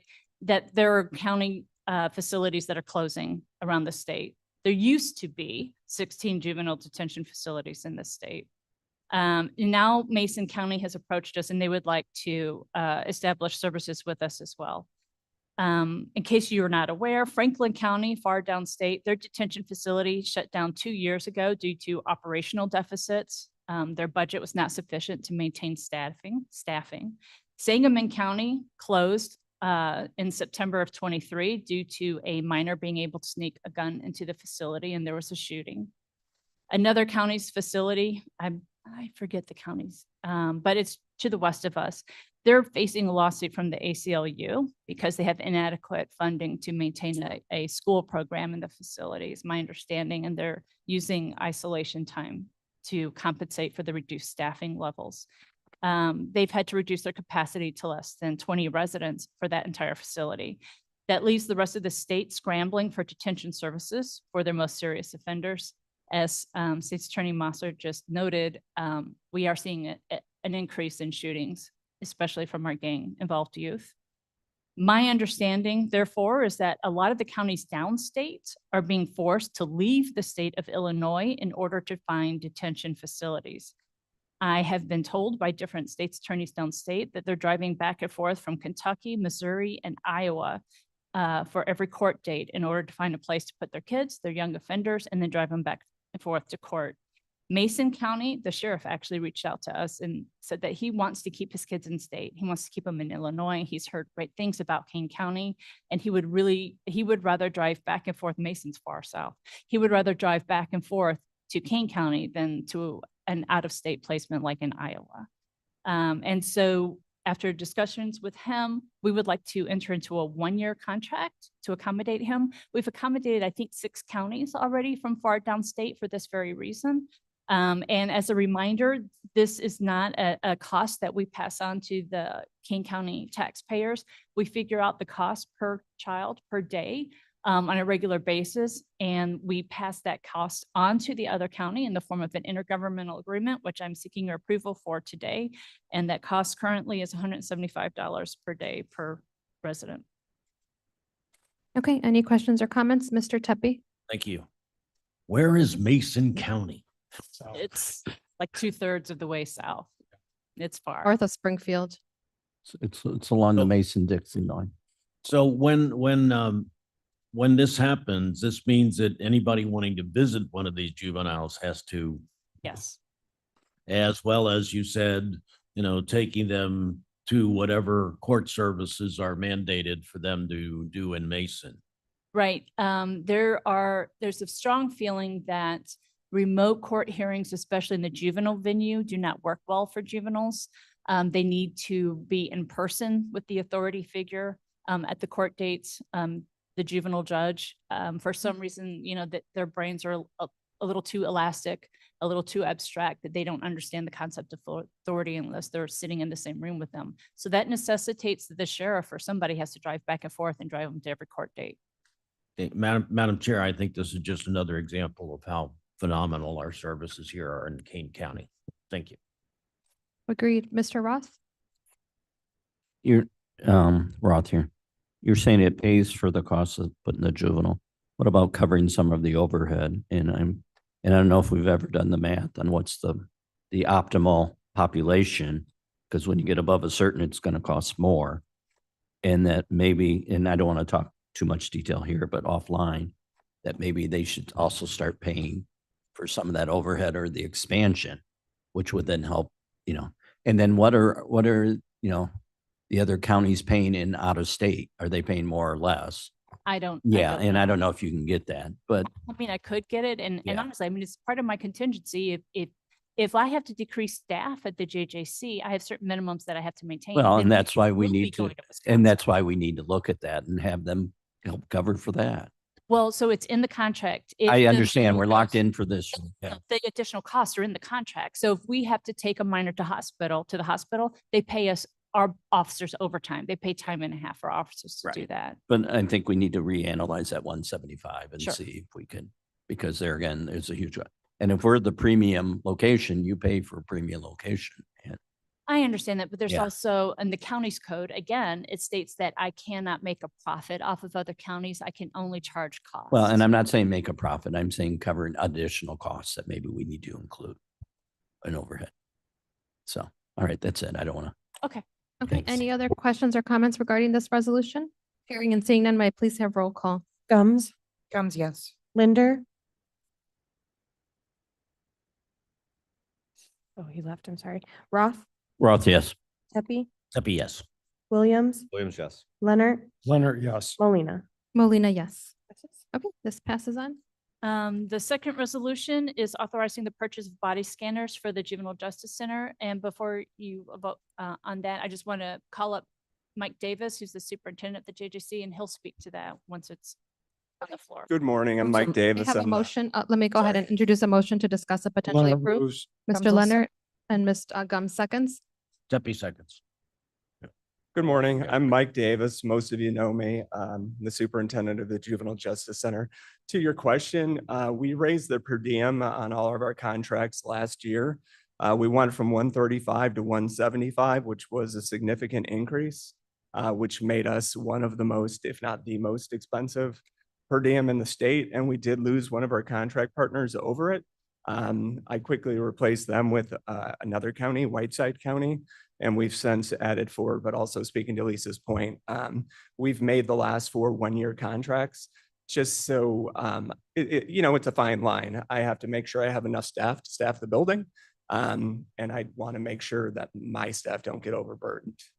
And now I'd like to talk a little bit about body scanners and why I'm here today and why I'm requesting those for our facility.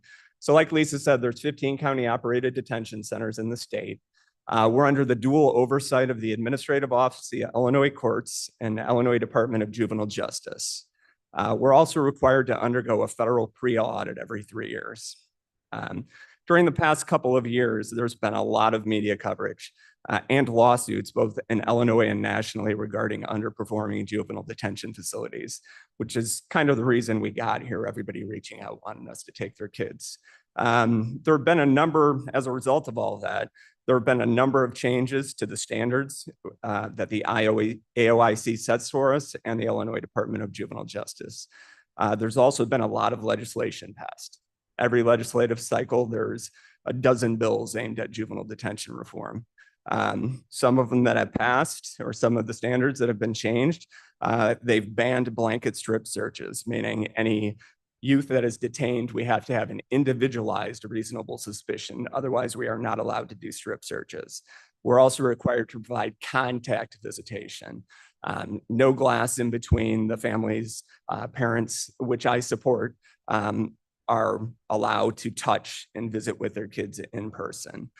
There was also an isolation bill passed last year that went into effect on January 1st, which limits the time that we can have youth in the rooms. So even our most violent kids at our facility, they get in a fight, they attack a staff member, and I am required by statute, unless I have a very good reason, to get them up after 15 minutes.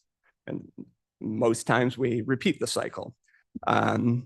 There was another bill passed this year that beginning in January of 2025, the statewide ombudsman who addresses investigations and complaints at the Illinois state juvenile facilities now has oversight, or will, as of January 1st, have oversight and will come out to investigate any concerns at county operated detention centers. So adding a fourth layer of oversight to county operated juvenile detention centers.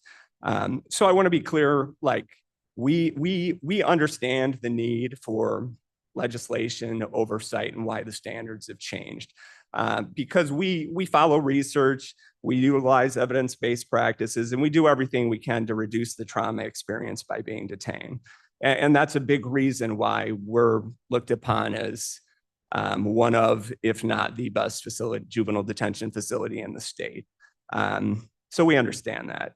But there are obviously some unintended consequences when you make legislative and changes to standards. 3 times in the past year, we have either suspected or actually caught family members bringing in contraband, trying to smuggle contraband to their kids during visitation. Mostly that's been cannabinoid products. In July of this year alone, we had 2 kids that went to court. We're pretty confident they were going to get detained, and two kids smuggled cannabis into the facility. Again, we're not allowed to do blanket strip searches. So we have these things entering the facility. In fall of 2023, I believe it was September, a juvenile at the Sangamon County Detention Center in Springfield had a 9mm handgun inside the facility, fired at staff members, took another resident hostage, and was ultimately pointing the weapon at the responding officers as he was trying to escape, and he was killed in the vestibule of their facility. In the past 2 years, we've seen a dramatic increase in the number of youth-on-youth altercations, and more concerning, the number of youths attacking staff members. In June of this year, at a juvenile detention center in Wisconsin, a 49-year-old corrections officer was killed when he was attacked by a juvenile at their facility. So I'm asking for the body scanners for the protection of our youth, our staff members, and ultimately the community. I know the timing's not great. It's a lot of money, but it is something that we desperately need to keep everyone safe. And we've always been good stewards of taxpayer dollars at our facility. And I'd be happy to talk more about that if you would like me to, but I'm asking you to approve and support the purchase of 2 millimeter wave body scanners at a total cost of $285,000. We're not asking for additional funds. We're just asking to move some funds from some different line items and some surplus that we have from this year. Okay, any questions? Mr. Williams?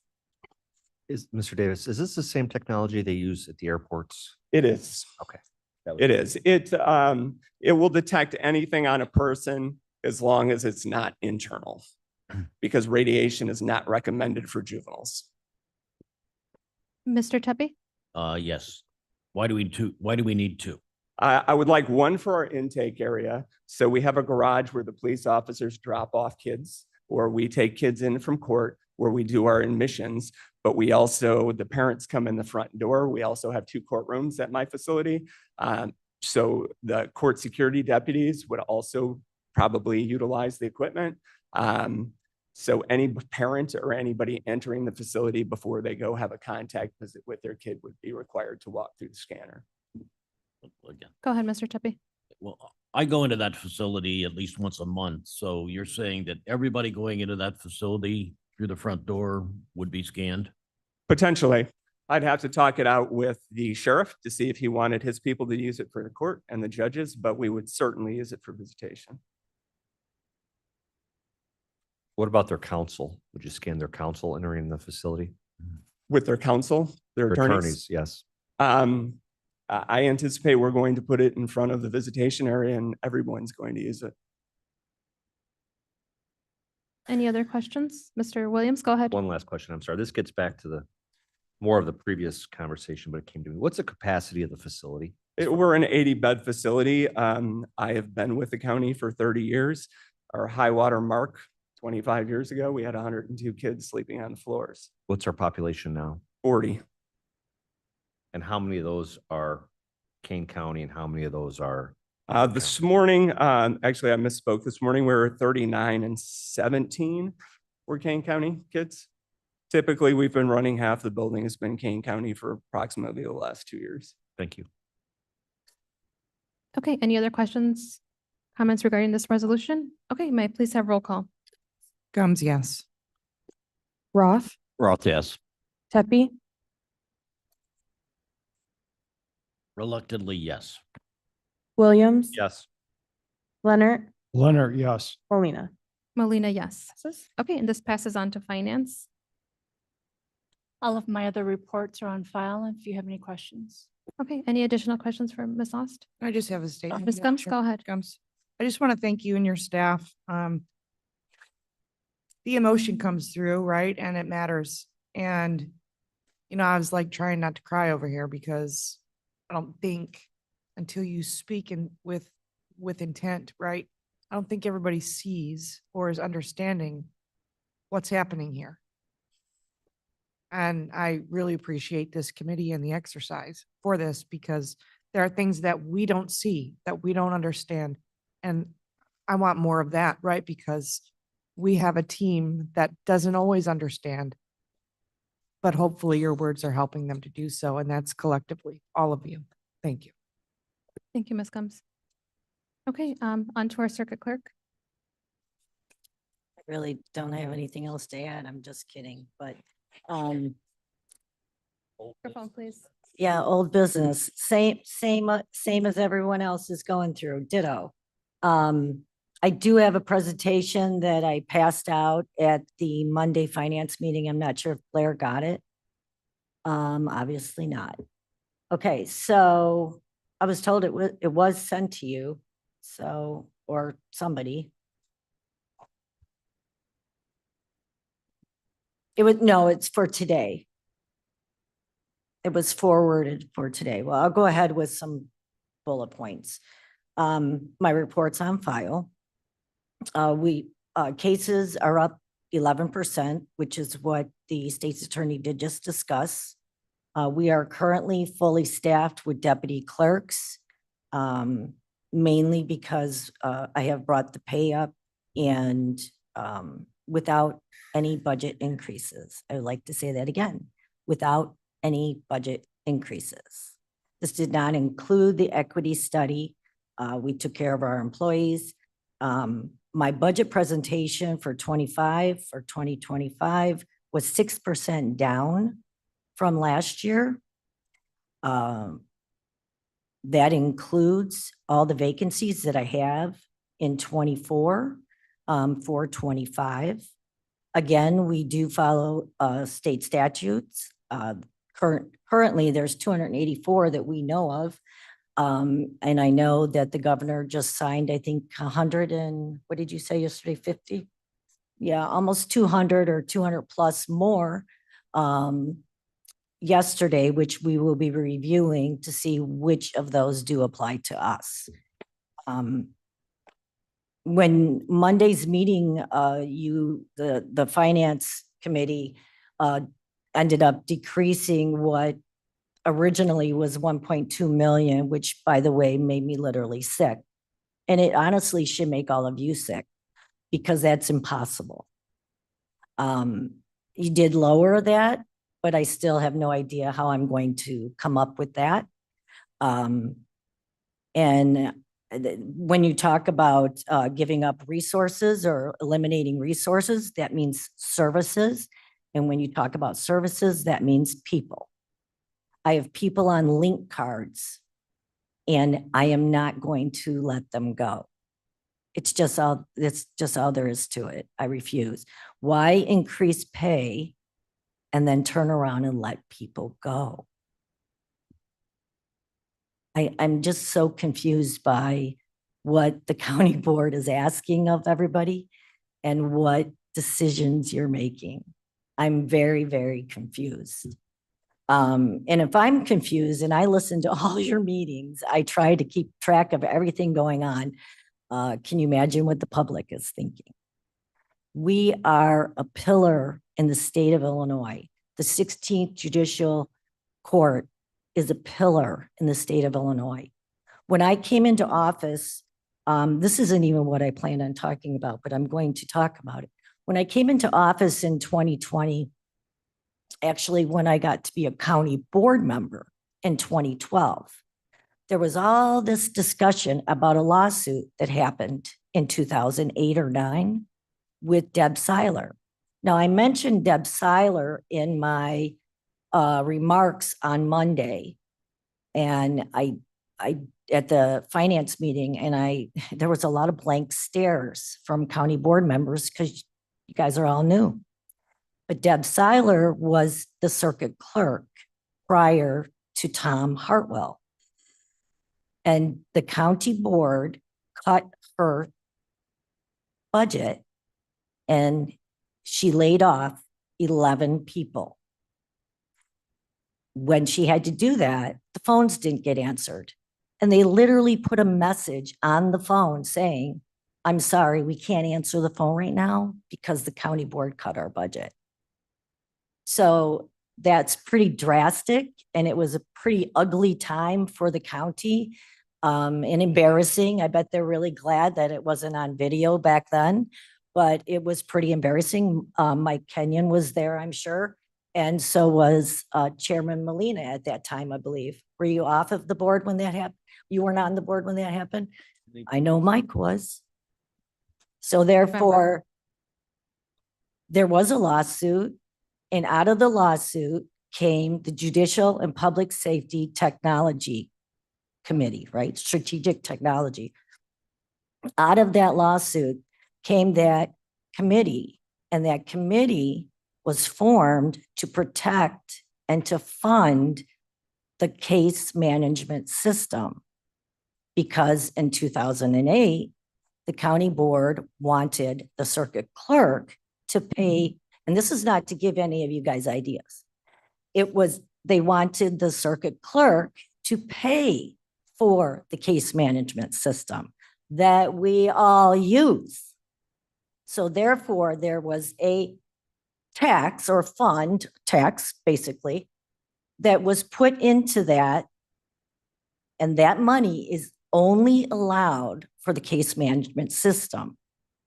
Now, if you go back to those meetings and when budget presentations are being given, there are personnel kind of slid in there lately from the IT department, not from the circuit clerk's office. That is allowed, but there has to be justification. Now, thanks to Judge Braca, who would sit here and give us long conversation, we'll call it conversation and education on systems and why we are all here and laws coming forward and what you need to look out for, what statutes are coming down the pike. You know, at the time, it's like, wow, really? It's so important. When I first got in office, my staff would try to give me an educational background because I thought, okay, this isn't working. We need to get this working. That's why I'm here. I'm here to make sure that our case management system is working the way the county expected it to, what we put millions of dollars into. They would say, but you need to hear this. And I would say, I don't want a history lesson. I want it to work right. But you have to look at history so we do not repeat ourselves. Okay?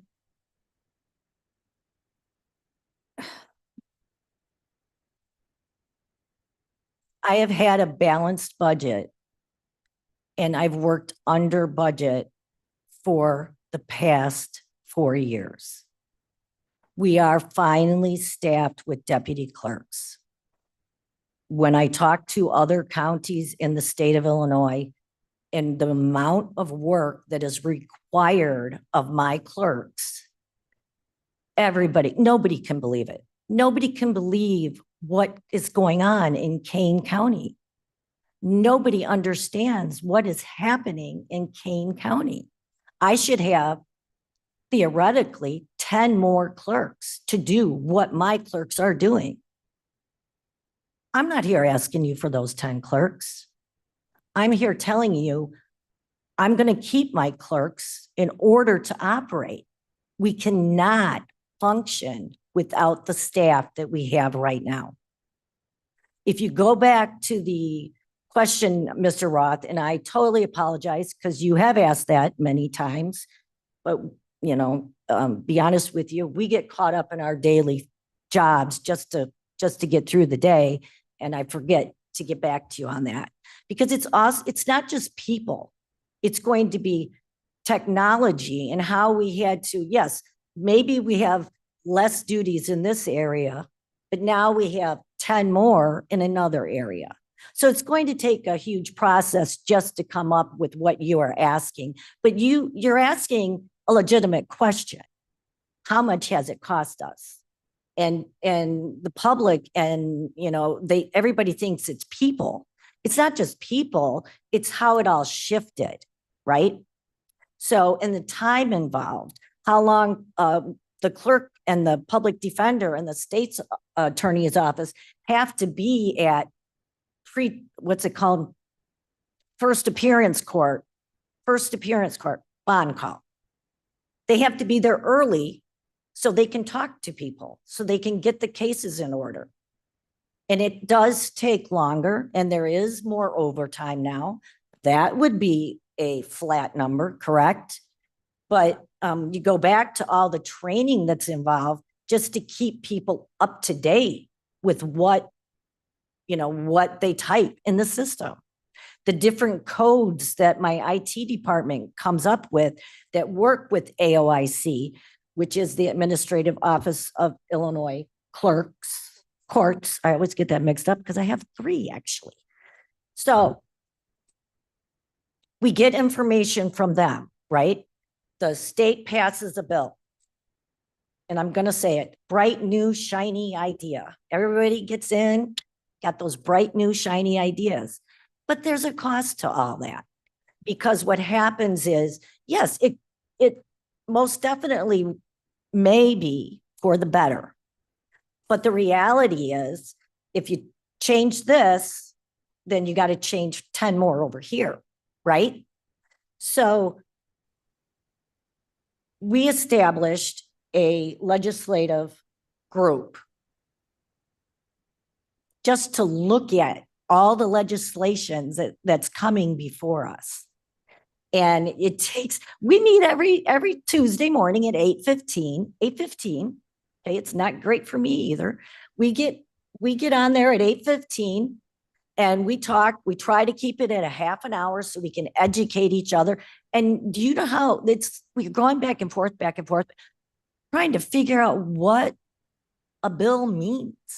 Or does it pertain to you or does it pertain to you? Oh, but if it does, then this wording needs to get changed on this, which means this wording needs to get changed on this form, which means PD needs to be aware of it. They need different codes in their system. Court services need different codes in their system. We put those codes in. Now the staff needs to know about those codes. Verbiage, all of that stuff is a trickle down effect. And, I don't want to be preaching to the choir.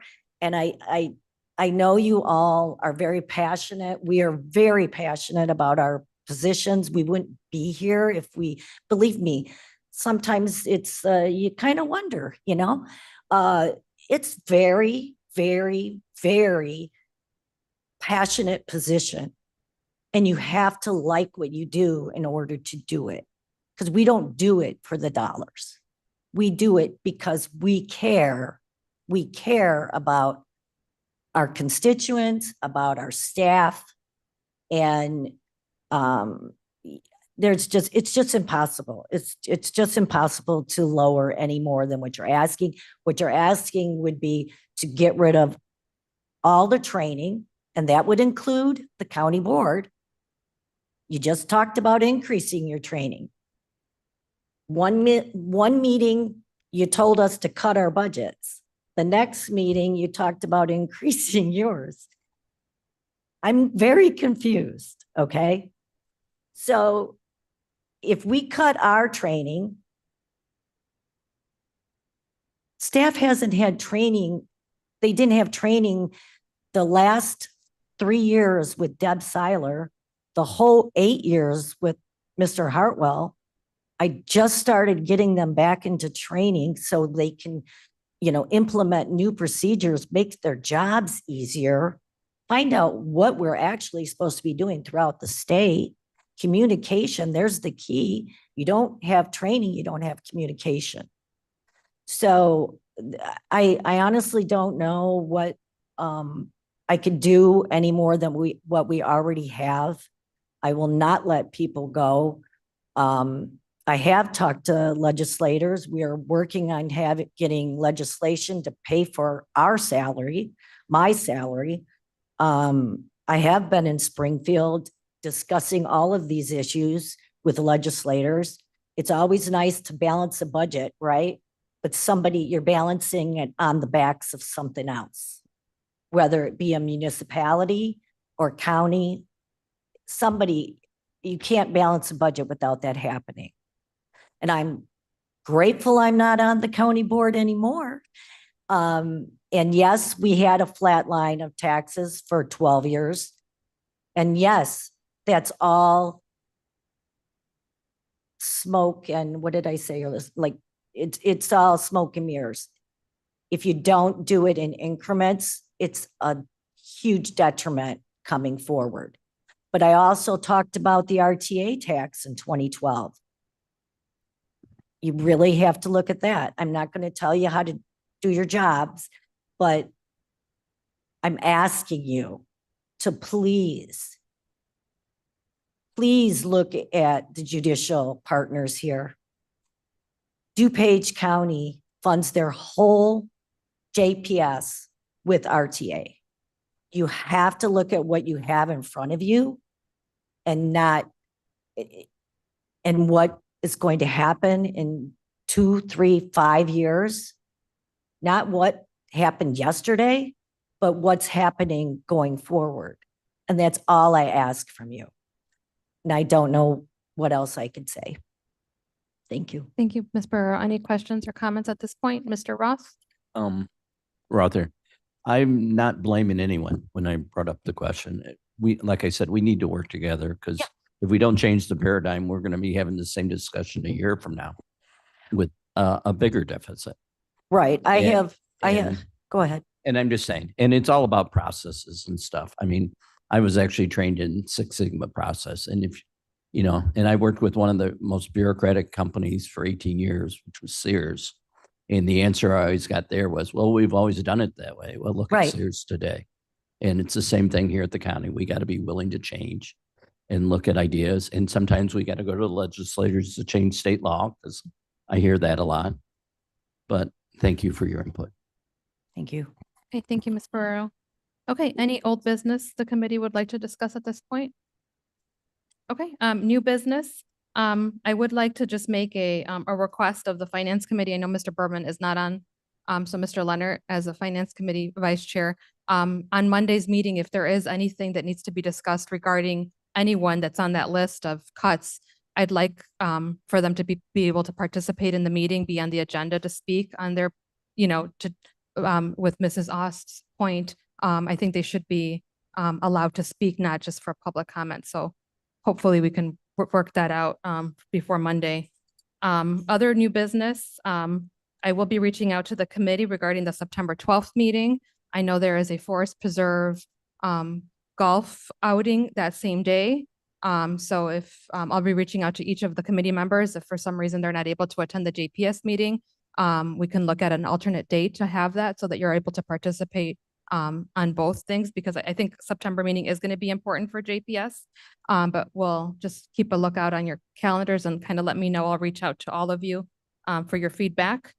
Okay, with that, may I have a motion to place reports on file? Williams will ask for unanimous consent to place the reports on file. Any objection? Okay, reports are placed on file.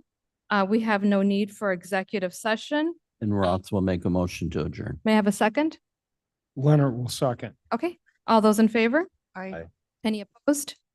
Okay, thank you, everybody, for the discussion today.